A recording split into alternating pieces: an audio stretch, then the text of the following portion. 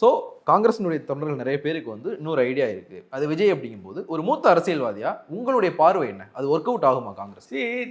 இந்த அனாலிசிஸை நான் இந்த பேட்டியில் சொல்ல போகிறது இல்லை.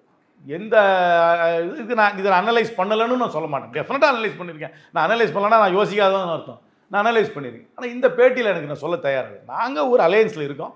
அந்த அலையன்ஸை நான் மதிக்கிறேன். அந்த அலையன்ஸோட தான் எங்கள் கூட்டணி இருக்குது. அந்த அலையன்ஸோட தான் நாங்கள் பேசுகிறோம். இன்னொரு புதுசாக ஒரு அரசியல் கட்சி இப்போ துவங்கியிருக்கு.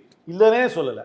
அந்த கட்சிக்கு ஆதரவு இருக்கான்னு கேட்டிங்கன்னா 100க்கு 100 ஆதரவு இருக்குன்னு தான் சொல்லுவேன். ஆனால் அந்த ஆதரவே ஓட்டாக மாறுமா, அந்த ஆதரவே ஓட்டாக மாறி சீட்டாக மாறுமான்னு கேட்டால் நிறைய கொஸ்டின்ஸ் இருக்குது. ஏன்னா ஒரு ஆதரவு ஓட்டாக மாறி ஓட்டு சீட்டாக மாறுறதுக்கு மற்ற ஃபேக்டர்ஸும் தேவை. இப்போ வந்து ஒரு பாப்புலாரிட்டி கான்டெஸ்ட்டில் மட்டும் வச்சிங்கன்னா எல்லாம் இருக்கும். ஆனால் அதை வந்து கொண்டு போய் ஃப்ரக்டிஃபை பண்ணி ஒரு ஸ்ட்ரக்சர்டு மெத்தடில் தொகுதி வயசு போய் ஓட்டாக மாற்றி அந்த ஓட்டு மெஜாரிட்டி ஓட்டாக மாறி அது சீட்டாக மாறுறதுன்றது ஒரு ப்ராசஸ்.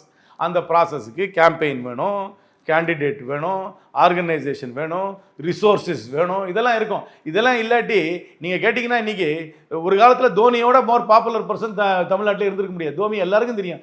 பட்டி தொட்டியில் இருக்கணும் கூட தோனியை தெரியும். அதனால் தோனியோட பாப்புலாரிட்டி, தோனி வராரு ஒரு ஸ்டேடியத்துக்குன்னா 10,000 பேர் 50,000 பேரோட பார்ப்போம். அதுவே டிரான்ஸ்லேட் ஆகாது. அதனால் இதுக்கு நிறைய இன்னும் ஃபில் இன் த பிளாங்க்ஸ் நிறைய இருக்குது. அந்த ஃபில் இன் த பிளாங்க்ஸ்லாம் ஆகுமா, அந்த ஃபில் இன் த பிளாங்க்ஸோட மற்றவங்கெல்லாம் ஃபிட் ஆவாங்க, இதெல்லாம் ரொம்ப ரொம்ப டீப் கொஸ்டின்ஸ். அதெல்லாம்